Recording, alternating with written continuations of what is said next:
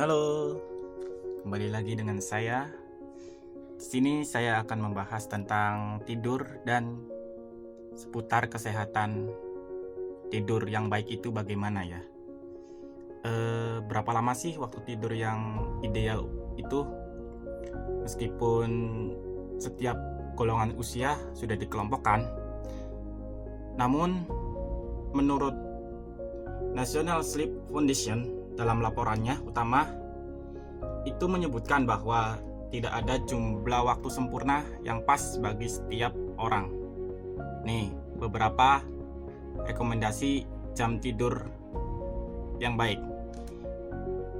Bayi baru lahir, yaitu sekitar umur 0-3 bulan itu mempunyai 14-17 jam setiap hari waktu tidurnya ya. Lalu bayi yang berusia 4 bulan sampai 11 bulan yaitu mempunyai 12-15 jam setiap hari. Lalu balita umur 1 tahun sampai 2 tahun yaitu mempunyai waktu tidur yang baik 11 jam sampai 14 jam setiap hari. Lalu balita prasekolah yaitu umur 3 tahun sampai 5 tahun mempunyai 10 jam sampai 13 jam setiap hari. Lalu selanjutnya usia sekolah yaitu umur 6 sampai 13 tahun itu mempunyai jam tidur yang baik 9 jam sampai 11 jam setiap hari. Lalu remaja 14 tahun sampai 17 tahun yaitu mempunyai 8 sampai 10 jam setiap hari. Berikutnya dewasa muda sekitar umur kami dan para mahasiswa atau para pelajar ini mempunyai tidur yang baik itu adalah 7 sampai 9 jam setiap harinya. Selanjutnya itu dewasa dalam umur 26 sampai 64 mempunyai jam yang baik itu 7 sampai 9 jam setiap hari.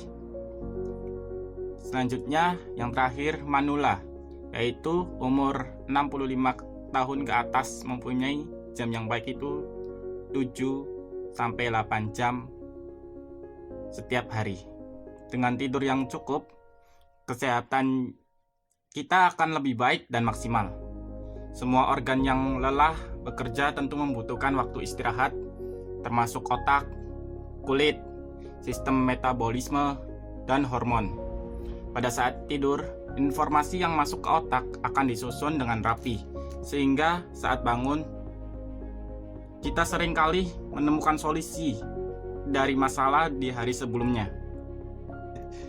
Sel dalam tubuh ini akan beregenerasi. Maksud saya beregenerasi.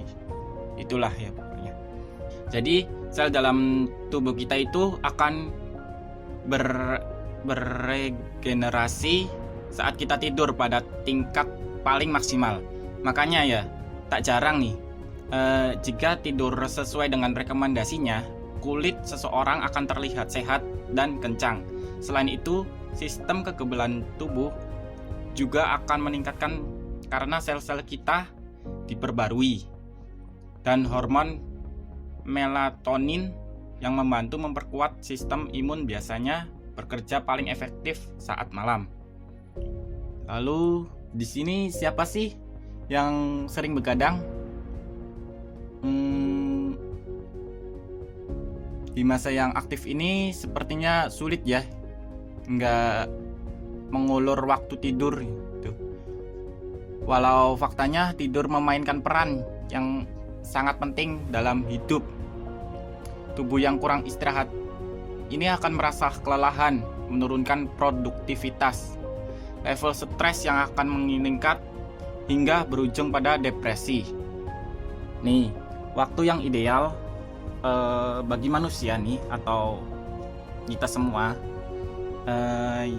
Untuk tidur itu pukul 10 sampai bangun pada pukul 4. Namun beberapa ahli ini menyarankan untuk memulai tidur pada pukul 8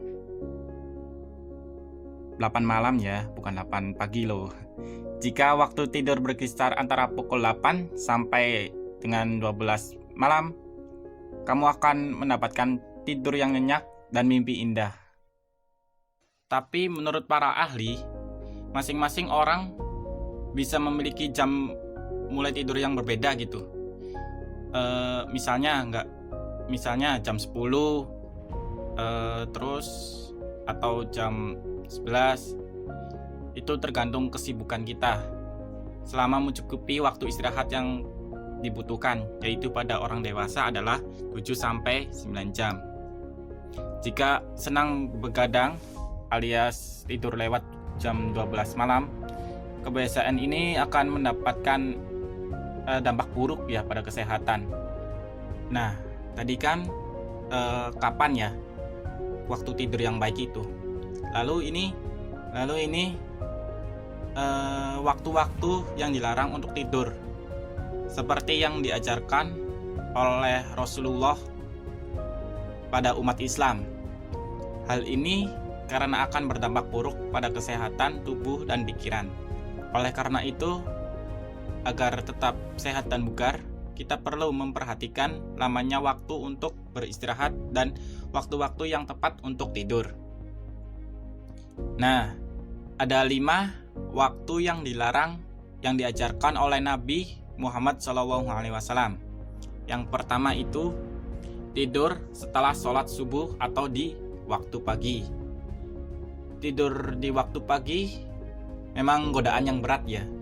Apalagi kita biasanya masih merasa mengantuk dan lelah karena aktivitas di hari sebelumnya.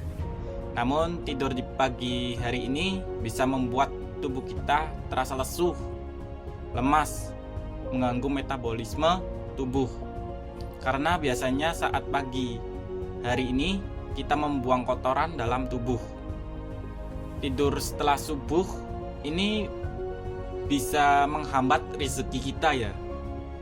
Hal ini bisa berarti ada pengurangan nikmat seperti nikmat sehat, nikmat berbuat kebaikan, nikmat berdoa dan zikir.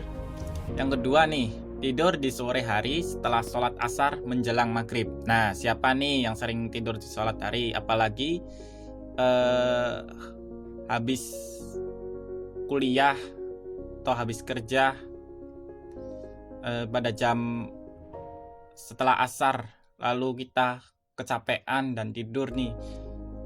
Bahwasanya ini dilarang ya, tidak boleh tidur di saat ini walaupun kita merasa ngantuk. Dalam kondisi ini, kalau kita tidur ini, kita akan merasa seperti linglung, pusing, badan sakit. Terus yang ketiga ya, tidur sebelum sholat isya atau sesudah sholat maghrib. Biasanya jika tidur sebelum sholat isya akan kebablasan tidur sampai pagi, sehingga ada banyak kerugian yang kita dapatkan nih. Selain bisa melewatkan sholat isya itu sendiri, tidur yang terlalu lama juga tidak baik bagi kesehatan. Gangguan hati, bertambah berat badan, dan menyebabkan rasa malas menjadi akibatnya. Oleh karena itu, tidur pada sebelum sholat isya ini dilarang. Yang keempat yaitu tidur setelah makan. Mungkin kalau larangan tidur setelah makan sudah sering kita dengar nih ya. Padahal setelah menyantap makanan secara otomatis kita akan merasa mengantuk. Benar kan?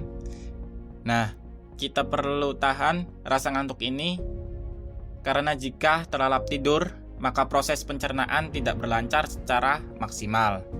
Bisa terjadi mengakibatkan yaitu seperti mah, obesitas, perut tidak nyaman, dan lain sebagainya. Pokoknya gangguan pada perut karena tidur setelah makan. Yang kelima nih, yaitu tidur sepanjang hari. Terlalu banyak tidur tidak dianjurkan karena hukumnya makruh dan tentu tidak baik bagi tubuh.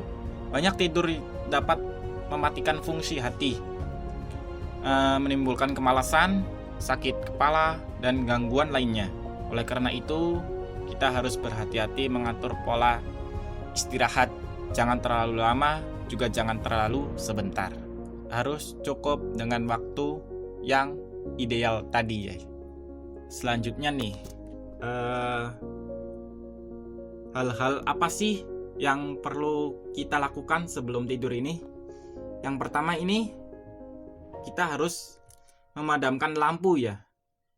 Menurut beberapa peneliti di universitas luar, yaitu Universitas Stanford di California, Amerika Serikat, cahaya lampu yang menyala saat tidur dapat mempengaruhi hormon dalam tubuh, mengganggu kesehatan mata, dan bahkan risiko meningkatkan pertumbuhan sel kanker dalam tubuh. Nih, dilansir dari Female, pakai V ya, ada fakta mengejutkan bahwa wanita yang tidur dengan lampu menyala bisa memiliki risiko kanker payudara lebih tinggi dibandingkan mereka yang memilih gelap atau memilih cahaya remang-remang saat tidur. Makanya kalau sebelum tidur itu matikan lampunya. Yang kedua nih ya, yang kedua yang dilakukan sebelum tidur yaitu posisi tidur miring ke arah kanan. Tidur dengan posisi ke arah kanan ini lebih aman daripada miring ke kiri. Tidur dengan posisi miring ke kanan bisa mengurangi risiko gagalan, maksud saya kegagalan fungsi jantung. Sebab saat posisi tubuh miring kanan itu membuat jantung yang berada di bagian kiri tidak tertindih oleh organ yang lainnya. Jadi posisi miring ke arah kanan ini lebih aman gitu, lebih baik. Dan posisi tidur miring ke arah kanan ini sangat disunahkan oleh Rasulullah juga. Yang ketiga yaitu meletakkan tangan kanan di bawah pipi kanan, jadi ditindihin gitu ya. Nah, ternyata di balik kesederhanaan ini ada manfaat medis. Ternyata tidur beralaskan tangan kanan membuat posisi kepala, leher, dan punggung tercipta garis lurus gitu ya. Memang leher yang tidak lurus pada saat tidur menyebabkan sakit leher pada saat bangun, atau biasa disebut tengangan gitu ya, atau salah bantal. Padahal kan bantal nggak salah apa-apa, masa disalahin gitu. Dan hal ini terkadang sampai berhari-hari lamanya sehingga mengganggu aktivitas. Ya segitu aja sih tentang tidur yang baik dan waktu-waktu tidur yang baik itu bagaimana. Sekian dari saya. Mohon maaf bila ada salah kata.